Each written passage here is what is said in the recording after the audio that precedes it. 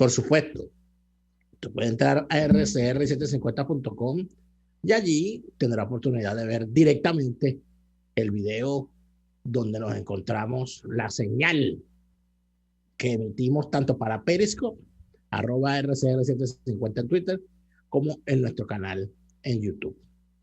Ahora, si usted quiere interactuar con nosotros también, puede entrar directamente a la plataforma de YouTube y activar el chat en vivo para que haga como Alba Medina, que nos está saludando en este momento desde Tampa, Florida, o como hace Rafael Montenegro, que nos saluda desde Cagua, Estado Aragua.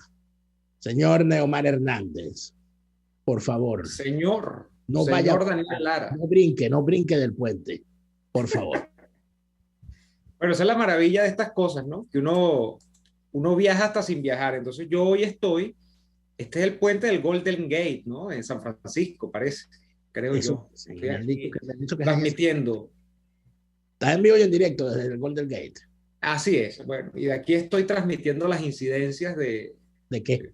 ¿Qué lugar tan apacible? Esto es como me parece que es como un atardecer, ¿no? Yo estoy aquí siendo observador de un atardecer sin quererlo, ¿verdad? Un atardecer cómplice. Sí, bueno, pero en todo caso. El asunto es que en este momento lo que estamos hablando en San Francisco debe ser como las 11 de la mañana. Exactamente, porque son 4 horas menos, creo. ¿Sabes por qué me sé más o menos los horarios de la costa esta es la costa oeste? Yo porque tengo familia y amigos allá, muchísimo. Ajá. Exacto. Yo por el béisbol, porque aquí de este lado del mundo pasan los juegos de pelota de los Dodgers de Los Ángeles, de los Gigantes de San Francisco y de los Padres de San Diego, y también de los Angelinos de Anaheim, ¿no? A las 10 de la noche, y tú ves a las 10 de la noche aquí, entonces allá es de día, claro. Además de que anochece muy tarde en la costa oeste, está el tema de la diferencia horaria, ¿no? Allá a las 9 de la noche todavía hay sol a veces. A mí me pasa con Leo Moleiro, cuando estoy hablando con Leo Moleiro, y entonces yo me estoy cayendo del sueño porque son las 2 de la mañana, y Leo Moleiro está muy tranquilo tomándose un café con leche. Café con leche, Leo Moleiro le mete la malta, pero no la malta aquella de Caracas.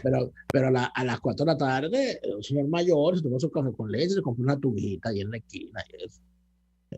Y pinta un cuadro. Qué maravilla la vida del artista. Pinta un cuadro, se come una tunjita y se toma su café con leche. Eso. A mi tío Rafael Pulgar, que está allá en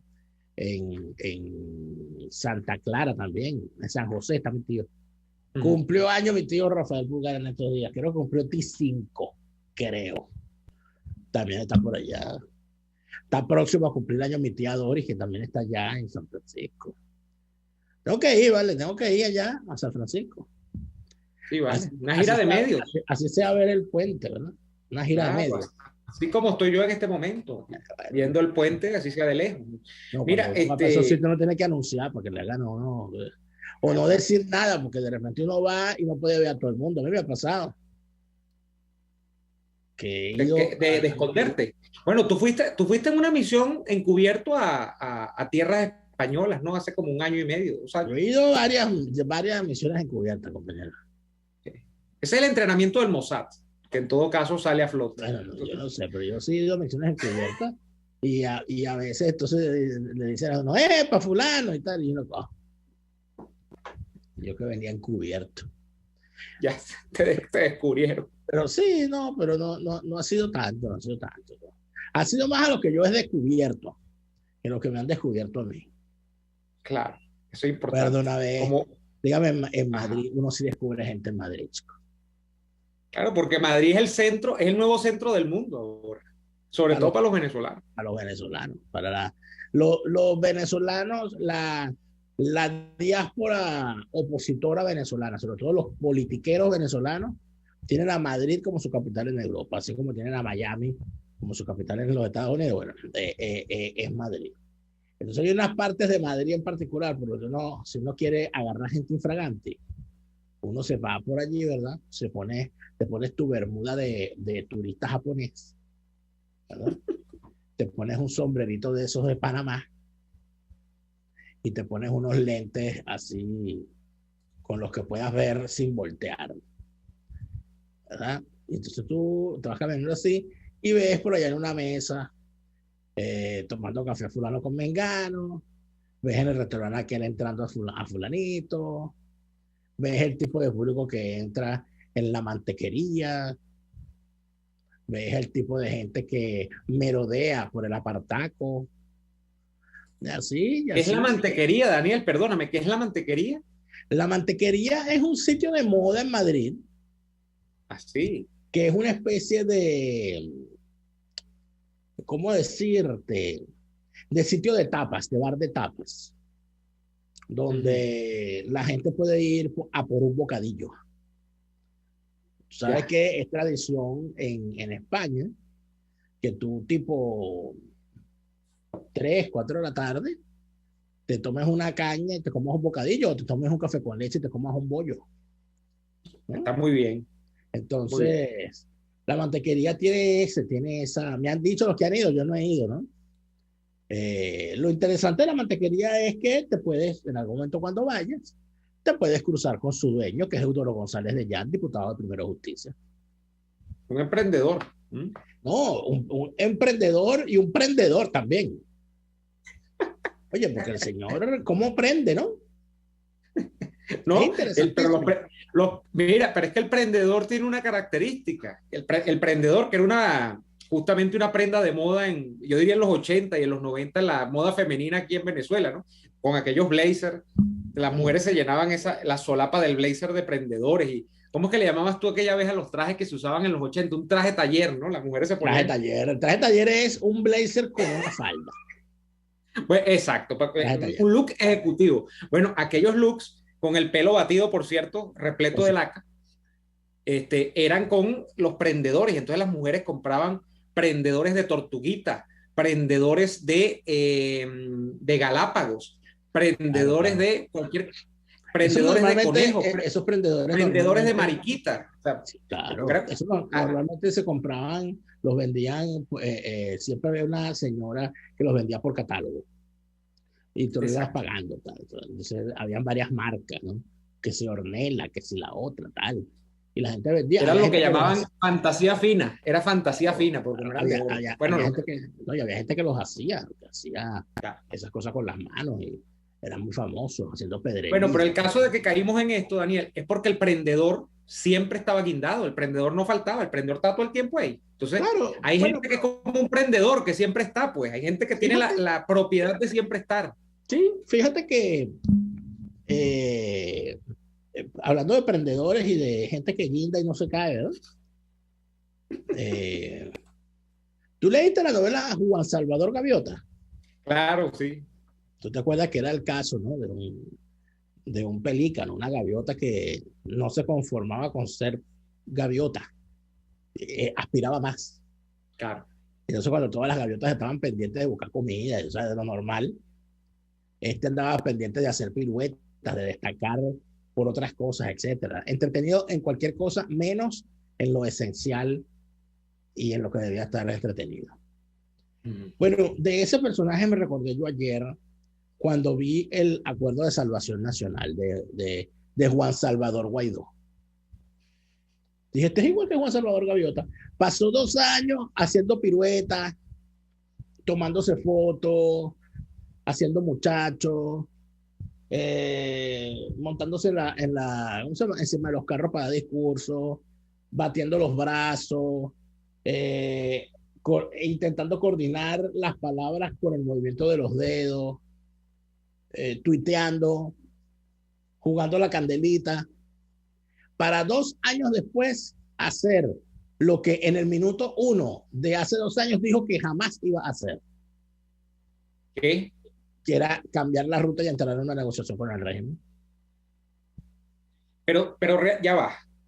Ya va. ¿A ti te parece que realmente ese anuncio público de ayer ha introducido algún elemento de novedad? Yo no le veo. Yo escuché el video. Sí, claro. Lo vi 3 veces. Bueno, pero a la cuarta a la tercera lo entendí, a la cuarta capaz lo dejaba de entender, entonces lo vi 3 veces nada más. Mi estimado Neomar, acuérdate de siempre hacer lo lógico, lea la letra pequeña y verifique lo que está ocurriendo alrededor. ¿Qué te pareció a ti novedoso el día de ayer? Bueno, no novedoso nada, es una novela repetida, eso ya yo lo sabía, ya yo vi eso es como la tercera versión de qué sé yo. De Cristal. no, de Elizabeth, que lleva dos, ¿no? Elizabeth, mi prima, la prima Ciela, bueno, esta es la tercera. Topacio lleva más, ¿no?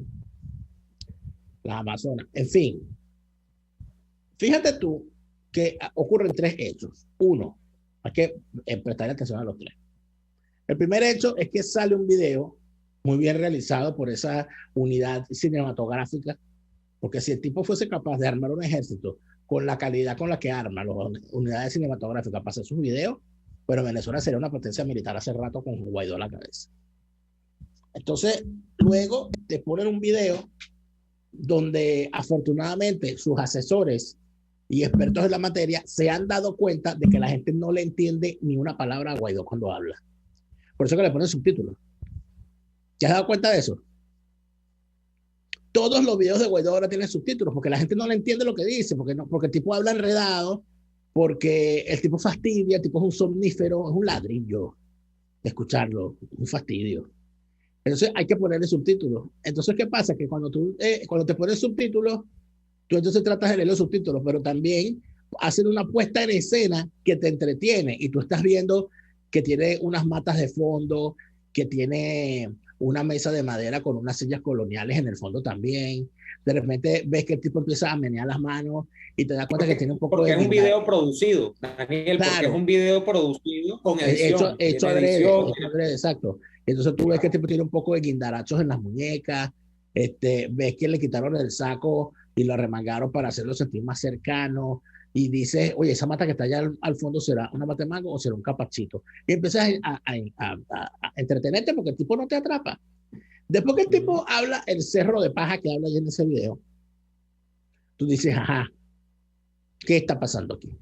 Entonces te vas a su Twitter. Te vas a su Twitter y ves que en el Twitter él hace una explicación o se la hacen, ¿no? No sé si es el profesor Briseño que le sigue manejando las redes. Y le hacen entonces, hace una explicación sobre lo que quiso decir el video. Y la explica con palabras. Afortunadamente Twitter pone límites a las palabras, ¿no? Pero además de eso le hicieron una presentación en PowerPoint o en una de estas cuestiones, un diseñador. Y en esa se pusieron unos circulitos, unas palabras grandes, unas palabras en negrillas, unas palabras en cursiva, ¿sabes? Todo es una cuestión allí como para que uno viera qué era lo realmente importante. Y allí es donde tú más o menos caes. Pero además de todo lo ya dicho, viene entonces lo otro, que se anuncia, porque tú sabes que Freddy Guevara tiene una sorda pelea con Guaidó.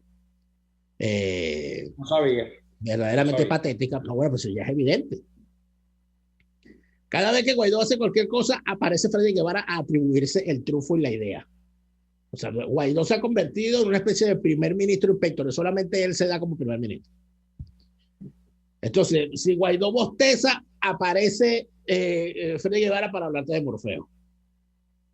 Entonces, después que sale el comunicado y toda la cosa de Guaidó, aparece el enano siniestro de este Pokémon a decir que él se había reunido con Francisco Torrealba del chavismo para llegar a unos arreglos y unos acuerdos y bla, bla, bla, y todo aquello, y que la cosa iba marchando. Y luego sale Nicolás Maduro diciendo que le había ordenado al alto mando no sé qué cosa de la revolución que se dispusieran a nombrar a los representantes para llegar a conversar sobre la paz, el amor y todo lo demás. ¿Cómo se llama la obra? Bueno, para allá vamos otra vez. Eso es todo. Hubo una claudicación, que era lo que se esperaba de Juan Guaidó. Se esperaba que el tipo claudicara. El tipo claudicó, se tumbó la ruta del cese de la usurpación, del gobierno de la transición y de las elecciones libres. Y ahorita no sabemos cuál es la ruta es. Mira, abre el juego y yo no te llevo no te juzgo, no te llevo preso y te quito la sanción. Eso es ahorita lo que anda. En una de las sinvergonzuras tradicionales venezolanas, este juego de la pelota caribe, de voy a esperar que llegues voy a llegar a tercera para robarme la base y te voy a lanzar pegado para que te asuste. Eso andamos. Bueno, voy a hacer unos comentarios sobre esto del acuerdo nacional, de la salvación nacional, o acuerdo para la salvación nacional, a la vuelta de esta pausa comercial nacional también. Nosotros vamos al corte y ya venimos con más de Y así nos va. Ya venimos. Usted escucha Y Así Nos Va, con Daniel Lara y Neomar Hernández, solo por RCR 750 AM. Puedes seguirnos en nuestras redes sociales. En Twitter, @RCR750, la radio que se ve. A tuplata.com.be, la cuarentena no los detiene. Siguen haciendo envíos desde los Estados Unidos a Venezuela, sin complicaciones. Además de eso, buscan tu carga en Tampa, Orlando y Miami sin ningún costo adicional. Sí, no tienes que moverte. Van hasta la puerta de tu casa y se encargan de todo. Tuplata.com.be, con promoción de servicio de pick-up gratis. Hasta en la cuarentena, tuplata.com.be. En los envíos te da la tarifa más baja y en el menor tiempo. ¿Te imaginas unos deliciosos y súper cremosos helados libres de azúcar, libres de lácteos, libres de huevos, libres de gluten, libres de culpas? Te lo tengo.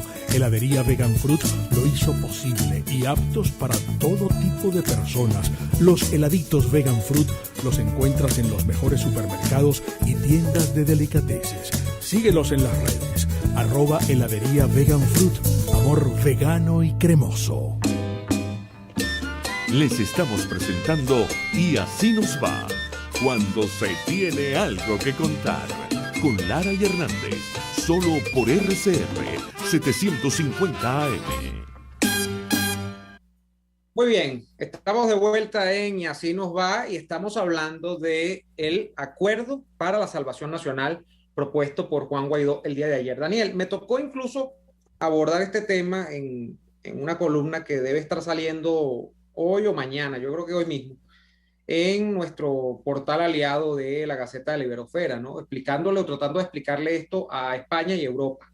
Porque cuando uno lee, por ejemplo, el titular del ABC de la propia España, incluso otros medios de Europa y de los Estados Unidos, en español, por supuesto, que están tratando de abordar, y las agencias que están tratando de abordar lo que ha propuesto Guaidó el día de ayer, hay medios que se han quedado con la idea de Guaidó propone una negociación con el régimen de Maduro y ofrece incluso desmontar las sanciones. Ese es el titular. Ahora, yo vi el video, como te digo, de Guaidó en esta cosa de 5 minutos, donde él hace la propuesta del acuerdo y todo lo demás. Y permíteme decirte, sin que me quede nada por dentro, de que yo no vi la razón para el escándalo porque no vi ningún elemento de novedad allí. Yo no vi nada nuevo en absoluto de lo que ha propuesto, no Guaidó, sino de lo que le ha prescrito básicamente el Departamento de Estado de los Estados Unidos con la administración de Trump y ahora con Biden, que es más o menos como lo mismo, pero sin hablar, al caso venezolano, de lo que está diciendo Guaidó ahora. Es más o menos lo mismo. ¿Y por qué es más o menos lo mismo? ¿Dónde uno detecta las similitudes?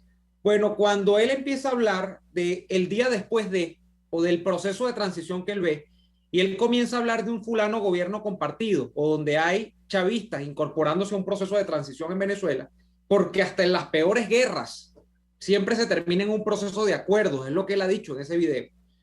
Yo estoy oyendo, o sea, es como si a mí me retumbara en la mente la voz en español imperfecto del señor Elliot Abrams hablando de eso, o del propio embajador y respetado embajador de los Estados Unidos para Venezuela, Jimmy Story, ¿no? Con el caso de la transición, donde se han ofrecido condiciones al chavismo, donde se ha dicho que los buenos brinquen de este lado y los malos se queden de aquel.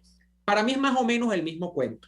De manera que cuando yo veo el escándalo que he armado por esto en redes sociales y en las noticias, de que hay una supuesta negociación en marcha o de que hay algo que rompe el celofán, como dijo el poeta, yo no veo el escándalo por ninguna parte porque si es que algo llama la atención allí, bueno, para mí la dejó de llamar hace rato, porque es lo mismo de siempre, como te digo. Eso ya estaba prescrito allí y permíteme decirte y decirle a la audiencia que eso que está prescrito o que está dentro del campo de las expectativas de Estados Unidos, de Europa incluso, en Europa uno lee los comunicados de la Unión Europea también o de sectores del Europarlamento que dicen que quieren una elección libre en Venezuela y que se ha dado un primer paso, todo lo demás, es lo mismo siempre, o sea, aquí es lo mismo.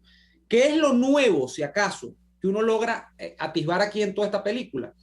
Bueno, que Guaidó ha admitido que él podría empujar a que se le desmonten las sanciones a ciertos personajes del chavismo, si es que estos personajes del chavismo se convierten en buena conducta el día de mañana y se ponen del lado de él. Bueno, más o menos lo mismo también. O esta película no comenzó en el puente, o los 3 puentes de la conexión colombiana con Venezuela, diciendo que los militares que estaban portándose bien que se pararan de aquel lado y que los que no querían asumir el cambio, digamos, hacia la democracia en Venezuela, que se quedaran con el chavismo porque iban a ser castigados y de tal y cual modo, ¿no? O sea, para mí es la misma cantinela de siempre.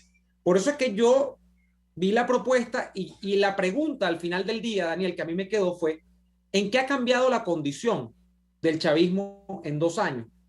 Si es que acaso ha cambiado, para mí lo ha hecho en términos de asentamiento en el poder. Para mí Maduro, al día de hoy, está más asentado en el poder que hace 2 años. De manera que si a mí me toca, por lógica, pensar por qué Maduro va a ceder o no va a ceder después de 2 años, yo tendería a pensar a que no va a ceder, porque los elementos, digamos, persuasivos o disuasivos para que ceda, en efecto no han funcionado en 2 años, ni parece que si son los mismos van a funcionar. De manera que cuando yo veo el gran escándalo, porque como hay además gente que analiza sobre el análisis, entonces hay gente que empieza a inventarse películas en la cabeza, no, esto es porque Estados Unidos se metió en la negociación y ahora sí hay cosas, propuestas muy claras en la mesa. Volvemos sobre lo mismo. ¿Qué le va a dar Estados Unidos a Maduro para que entregue el poder? ¿Que le van a quitar las sanciones? Sanciones que han sido parcialmente satisfactorias hasta cierto punto, porque por lo que yo veo, el chavismo, a pesar de las sanciones, ha hallado el mecanismo para burlar algunas de ellas y sigue estando allí. Entonces, si no hay, digamos, para mí muy básicamente, si no hay un mecanismo que pueda emplear Guaidó internamente, que generalmente eran las protestas, las marchas, los paros, los trancones, y no hay una amenaza exterior, porque Biden, eso se ha tenido, que no ha dicho ni pío sobre movilizar algún tipo de tropa o combinar a los aliados democráticos de la región a que movilicen algún tipo de tropa para ejercer alguna acción disuasiva sobre Maduro. Si no hay nada de eso, ¿por qué Maduro va a sentarse a negociar en este momento? Para mí es tan básico que yo digo otra vez, ¿será que es que uno ve cosas que el liderazgo político no ve, que para mí son básicas? ¿O será que es que uno es tan miope que no ve cosas que el liderazgo político sí ve? Porque hay una sola de dos, o uno es muy estúpido o los muy estúpidos son ellos. Y me refiero a Guaidó, de Guaidó para abajo, Freddy Guevara, los negociadores, todos estos que proponen estas cosas. O yo soy demasiado imbécil y yo me estoy perdiendo la mitad de la película, o ellos son demasiado imbéciles y se están vertiendo la mitad de la película. Yo creo que al final del día, Daniel, más allá de las imbecilidades, lo que está ocurriendo con Venezuela es que evidentemente ya el mundo se cansó del caso venezolano, como lo estábamos hablando en estos días también. Y el mundo, cuando hablo del mundo, hablo de los Estados Unidos, hablo de la Unión Europea. Y esto terminó siendo la papa caliente que nadie quiere tener en la mano y que por la vía de la omisión, del no hacer nada, ha terminado llegando al llegadero, que es que Maduro se quedó con el poder. Maduro no está negociando, los que están viendo cosas donde no están, Maduro no está negociando ninguna elección presidencial. Maduro lo que está es poniendo sobre la mesa la concesión de algunas alcaldías y gobernaciones en un eventual proceso en diciembre. No es negociable que Maduro se quede hasta el 2024, por lo menos, eso es lo que está planteado allí. Y en ese sentido, bueno, yo creo que esta rueda se gastó. Pues. Y en el desgaste de la rueda nosotros estamos viendo es una maniobra de manejo de daños de Juan Guaidó y de la propia comunidad internacional. Otra vez con la misma oferta, te repito, reiterada ya por lo menos que yo recuerde 3 veces. 2 en las negociaciones de Barbados y de Oslo, allí tienes 2 ocasiones, era esto más o menos lo mismo, gobierno compartido, todo lo demás, y enfatizado luego del chasco de la Carlota, cuando salió el propio Abrams, salió el propio, en aquel momento todavía era asesor de seguridad, el señor, ahora se me olvida siempre el nombre de él, el bigotón, a decir que bueno, que estaban sobre la mesa una cantidad de propuestas interesantes para el chavismo, que ellos eran parte de un proceso eventual de transición, que no tenían por qué abstraerse del mismo. O sea, 3 fracasos han valido ya. Entonces yo no entiendo en qué han cambiado, como dirían los marxistas, las condiciones estructurales del fenómeno, como para que ahora sí funcione este tipo de propuestas. Claro, yo me imagino que Guaidó tiene que salir a decir algo, y eso es lo que estamos nosotros viendo puesto en escena en este momento, que él tiene que, yo no diría fingir, porque no es la palabra, pero por lo menos escenificar que está haciendo algo, y en ese sentido sale esta propuesta. Pero ni es novedosa, repito, por mucho, ni es la solución para mí al problema, porque es lo mismo de siempre, ni le veo perspectiva, pues. Entonces yo no le entendí el revuelo a todo esto. Hay gente que piensa que esto... Yo le veo algunos ribetes peligrosos a la propuesta que creo prudente comentar al regreso del corte comercial. Vamos al corte y al regreso seguimos con este tema. RCR les está presentando a Lara y Hernández en Y Así Nos Va por su 750 AM. Puedes seguirnos en nuestras redes sociales. En Twitter, @RCR750, la radio que se ve. Luego de un buen almuerzo, lo mejor es comerse un postre. Prueba las deliciosas tortas que te ofrecen en Il Sapore de la Nonna. La de la casa, cargada de ese sabor a chocolate oscuro que tanto te gusta. El cremoso tres leches o la torta de zanahorias. Y pregunta por el delicioso café de Il Sapore de la Nonna. Si dices que vas de nuestra parte, te regalan un café. Visítalos en la avenida Victoria, diagonal a la bomba de gasolina Guayana. Il Sapore de la Nonna, el sabor de Italia en Caracas. Una ventana para las propuestas y denuncias de las comunidades populares de Venezuela. Evelyn Martínez y la Red de Ciudadanos llegan debatiendo problemas y promoviendo soluciones. Es el Radar de los Barrios. Por la autonomía de los movimientos sociales que no pueden ser complementos de partidos o gobiernos. El Radar de los Barrios, de lunes a viernes, a partir de las 10 de la mañana, por RCR 750 AM.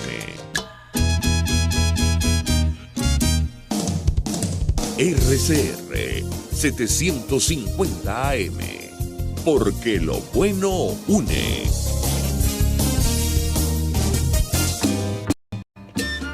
Estamos escuchando Y Así Nos Va con Lara y Hernández por RCR 750 AM.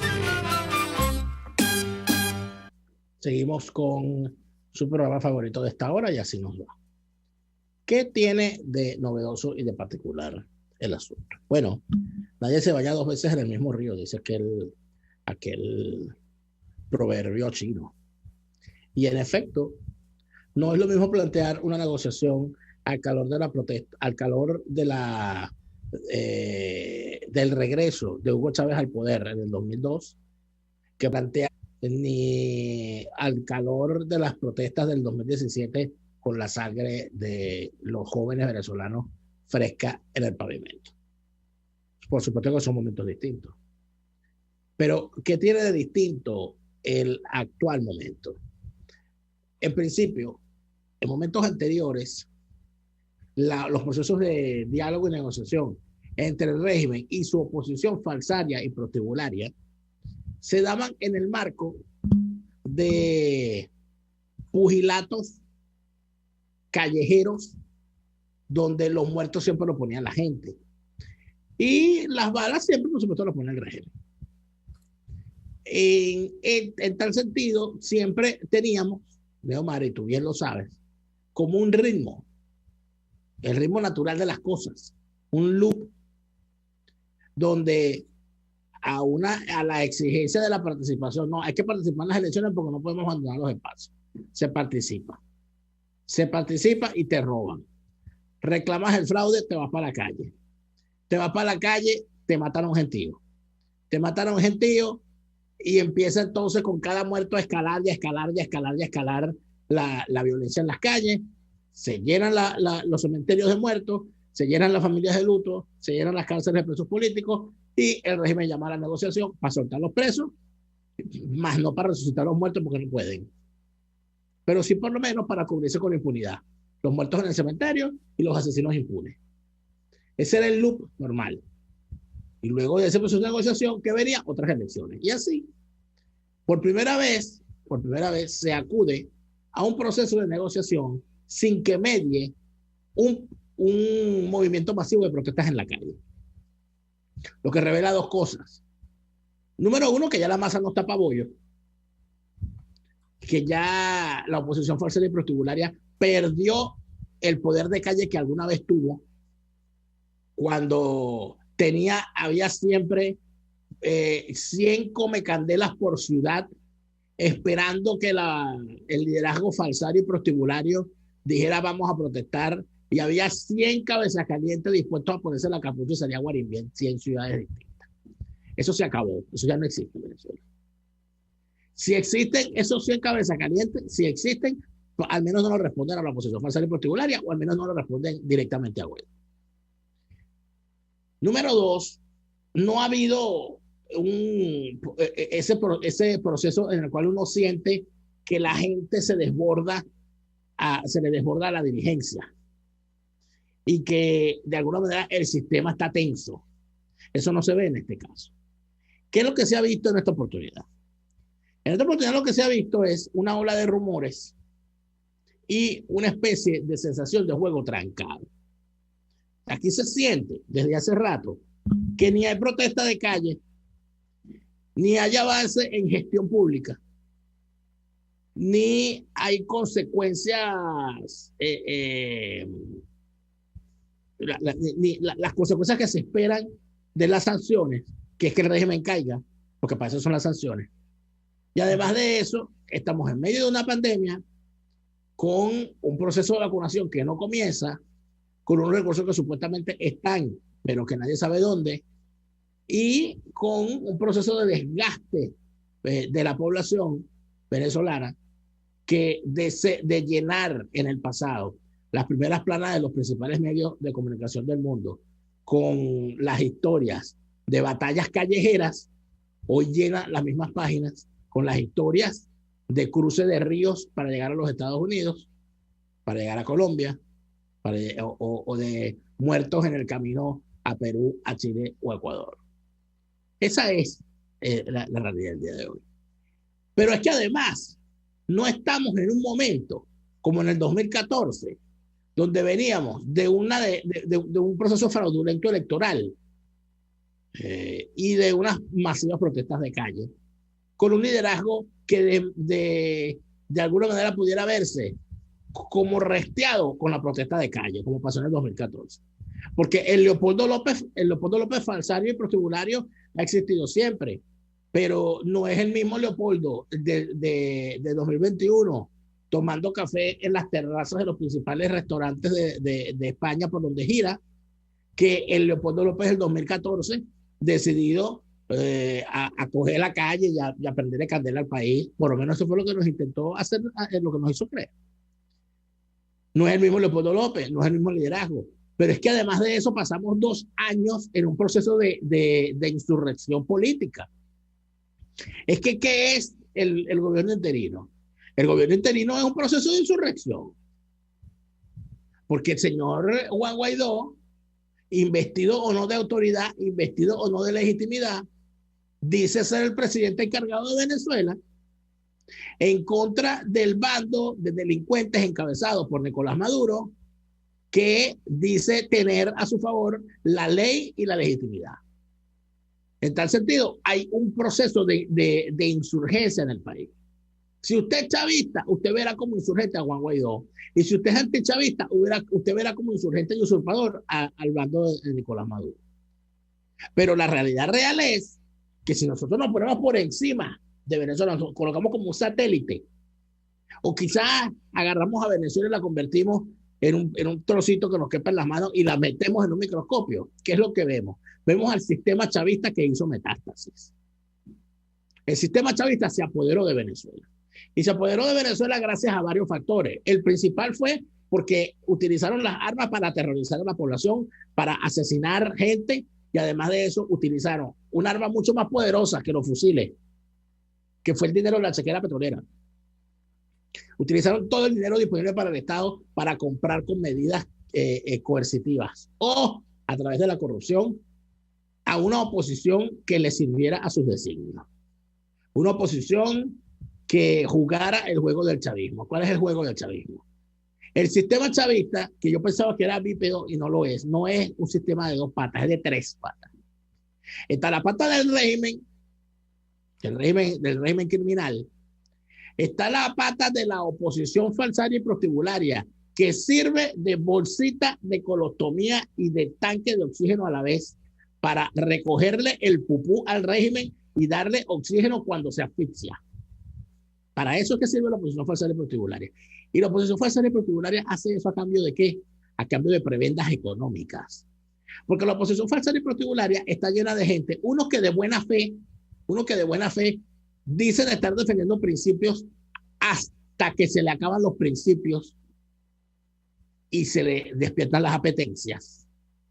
Y para quien dude de estas cosas, reencuéntrese con el reciente caso de Américo de Gracia, que de ser un firme defensor de del combate en contra del arco minero y sus desafueros, de la noche a la mañana nos sorprende diciendo que él sí está dispuesto a ser candidato a gobernador del estado Bolívar en unas elecciones falsarias y protibularias. Bueno, hay gente que, como decía Gonzalo Barrios de los militares, que los militares son leales al presidente hasta que dejan de serlo. Bueno, en la clase política venezolana, los políticos son honorables hasta que dejan de serlo. Y ese dejar de serlo puede ser en cualquier momento. Puede ser durmiendo, puede ser recién despertado, puede ser desayunando, puede ser cenando, puede ser almorzando, puede ser bañándose, puede ser en el velorio, puede ser en el entierro. Pero lamentablemente para allá van. ¿Por qué? Porque ese es el sistema. Y la única forma de que no actúen de esa manera es que rompan el sistema. Y ninguno lo rompe, porque están muy cómodos dentro del sistema. Y la tercera pata de ese sistema, que es la que permite que el engranaje entre el régimen y la oposición, es la pata de la boliburguesía, que a veces no es tan boli, pero lo que sí es burguesía. Para entenderla hay que volverse a leer el libro Los Amos del Valle de Herrera Luque. Yo lo estoy releyendo, lo confieso. Hay que volverse a leer el libro de Los Amos del Valle. Hay que hacerle una revisión a los libros de Juan Carlos Zapata, a los que escribió antes de que perdiera. Sí, bueno, ya Juan Carlos Zapata parece que se dejó de escribir esas cosas. Parece que ya no es tan seguro escribirlas. Pero si usted se lee los libros, Las intrigas del poder, si usted se lee el libro Los venenos del poder, si usted se lee el libro La biografía de Pedro Tinoco y se lee el libro Proceso a Chávez de Juan Carlos Zapata, usted se va a encontrar lo que fue el proceso de depauperación de la élite industrial y económica venezolana, que terminó en un proceso de entrega al chavismo. Donde usted se encuentra... Y de cómo cambiaban de hacer a política, bueno, como cambiarse los calzoncillos, ¿no? A función de la conveniencia. Pero claro, pero donde usted se encuentra como unos tipos que eran parte del entramado económico que sostenía el poder que manejaba Luis Alfaro Ucero en el segundo gobierno de Caldera, se convierte en el factor fundamental de sinvergüenzura en el gobierno de Hugo Chávez, en el gobierno de Nicolás Maduro, y además de eso se convierten en bisagra entre el chavismo y el guaidosismo, como son los Gil Ramírez. Están en todos lados al mismo tiempo. En todas partes están, por decir un apellido. Y por la confección del sistema, porque es que yo repito, hay gente que cree que el chavismo es pendejo y no lo es tanto. O sea, por la confección de diseño que tiene el sistema político, que desde el órgano electoral, desde las leyes, desde todo lo que fraguó Chávez y lo suyo, desde más o menos el año 2003, después de que se puso la cosa peluda en aquel golpe de abril, tienes a un sistema político que para tú poder sobrevivir dentro de él, tú tienes que meterte en la corrupción, porque si no, no hay manera. O sea, no, bueno, se hace bueno aquel recuerdo que nosotros traíamos de Ular Pietri, que tiene que ser corrupto, porque si no, no pero es no que puede. el problema es que cualquier persona que esté en cualquier parte del mundo, inclusive por aquí hay alguien diciéndonos bueno, en Estados Unidos también es así. Sí, pero es que una cosa es tener un político corrupto en un sistema político en un país como los Estados Unidos, como en un país como Perú, en un país como China, en un país como Rusia o un país como Alemania. Y otra cosa muy distinta es tener a un político metido en las redes de corrupción de un sistema que forma parte de una organización del crimen transnacional. Es que cuando tú tienes a un politiquero venezolano corrupto, cuando tú tienes a un José Gregorio Correa, tú no tienes a un bribón normal de esos traficantes de influencia de tiempos pasados del sistema corrupto de Venezuela, ayer, hoy y siempre. No, cuando tú tienes a un José Gregorio Correa, lo que tienes es nada más y nada menos que un lleva y trae de la mafia. Lo que tienes es un Popeye.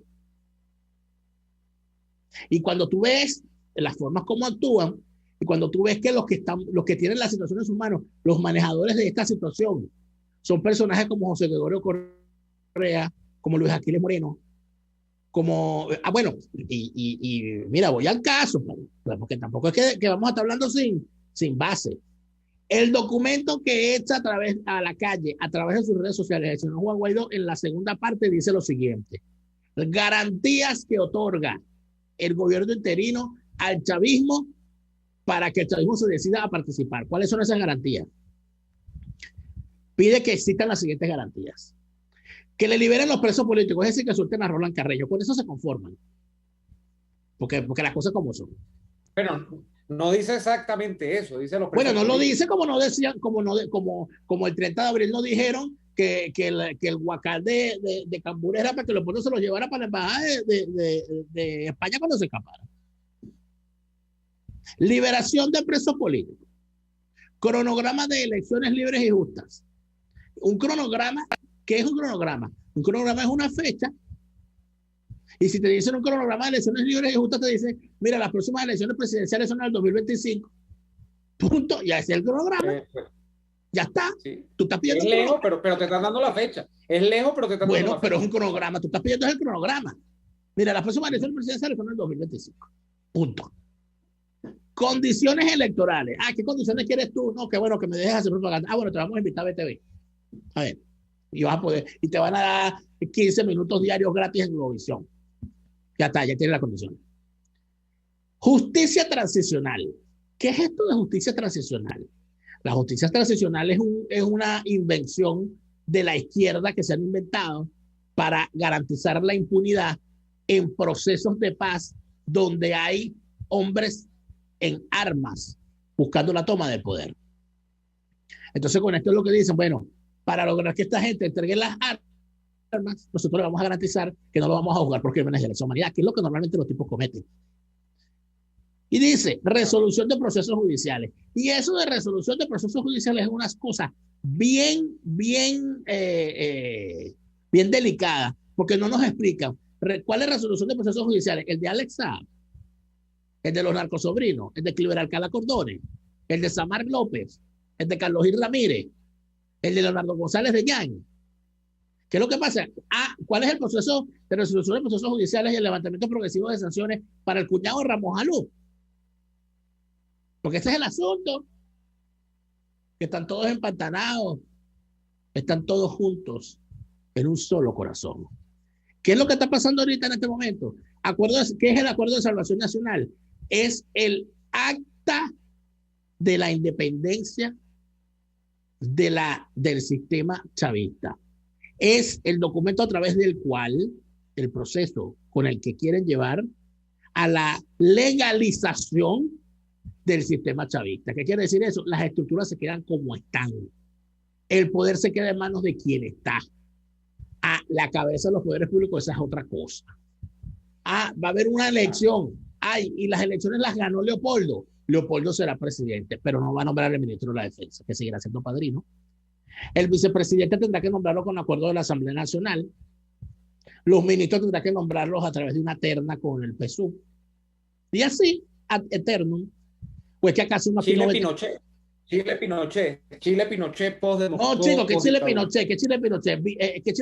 Myanmar, chicos. Myanmar, vamos a ponernos en contexto. Bueno. Pinochet sería una maravilla. Pues, claro, correcto. Pinochet porque sería una maravilla. En Myanmar, además, el modo de producción es el mismo negocio. Entonces, es el mismo negocio. La cosa. Vamos a ver. Un solo corazón. Vamos al corte, ya venimos con la parte de corte. Escuchamos Y Así Nos Va con Lara y Hernández, porque la realidad no se tapa con un dedo. Solo por RCR 750 AM.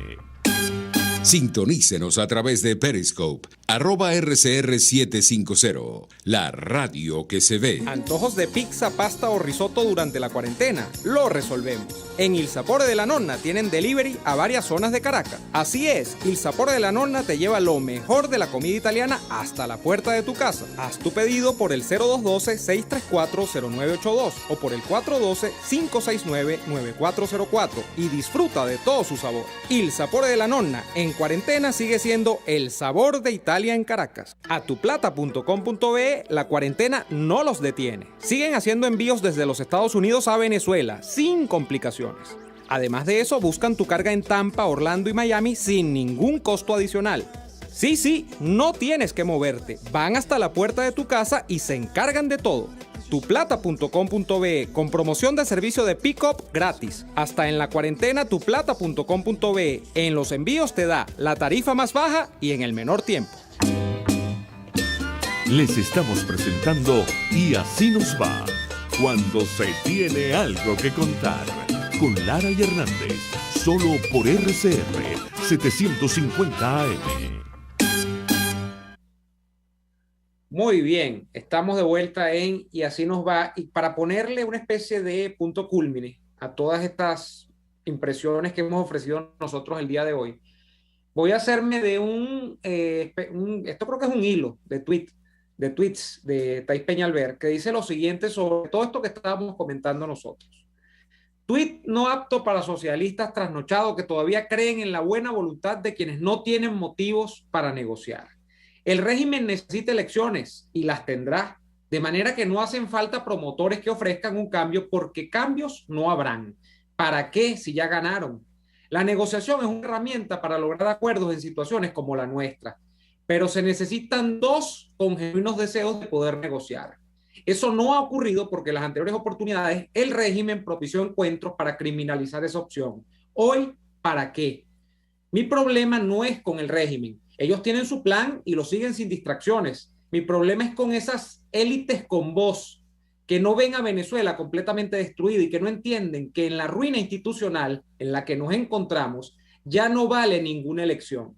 Para mí, no estamos en capacidad de ir a presidenciales ni a legislativas. Esos tiempos ya pasaron. Venezuela está destruida. El momento no es para creer que se puede gobernar algo que ya no existe.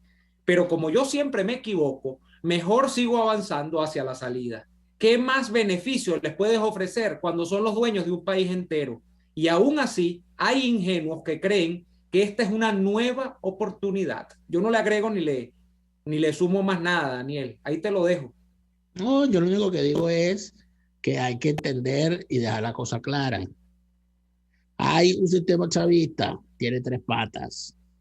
El régimen criminal, su oposición falsaria y protibularia, buscando garantizar que el régimen siga allí y que el sistema no se caiga. Y la tercera pata, el poder económico corrompido al servicio de ese sistema. Todo lo que han hecho todos estos años. Los que se saben sus nombres y los que no. Grandes apellidos de Caracas, de Maracaibo, de Maracay, de Barquisimeto, de Valencia. Aquí nadie se chupa el dedo. Aquí nadie se chupa el dedo. Yo voy a dar un solo ejemplo. ¿Cómo se explica? Con esta me despido. Con la que viene doy la vuelta. ¿Cómo se explica que en un país que quebró masivamente hasta la industria petrolera, que pensábamos que era inquebrable, si vale el término, en el mismo periodo en que quebró el país, un hombre que 10 años antes de la llegada del chavismo al poder era office boy en un banco, es hoy el hombre más rico de Venezuela, superando las riquezas juntas de los dos principales ricos venezolanos, que eran Gustavo Cisneros y Lorenzo Mendoza. ¿Cómo es posible que Juan Carlos Escotet, en el mismo periodo en el que el país quebró en pleno, haya superado la riqueza junta de Cisneros y de Lorenzo Mendoza, según la revista Forbes, en el mismo periodo que quebró el resto del país? ¿Alguien sabrá la respuesta? El que sepa la respuesta entenderá quién sostiene al sistema chavista y por qué, para dónde va esto y dónde va a terminar. Lo siento mucho, amigos. Yo lo siento mucho, de verdad. Yo les digo, lo voy a decir sinceramente. Estoy estudiando alemán como nunca antes. Y voy a seguirlo haciendo. Porque Alemania es mi nuevo país. Lo lamento. Nos vamos por el día de hoy y les agradecemos por estar allí. Nos vemos mañana en una nueva jornada de lucha por la opinión libre y la información transparente. Hasta entonces. Por hoy termina Y Así Nos Va. Síganos en Twitter en @y así nos va, @delaraf y @neoadolfo. RCR 750 AM.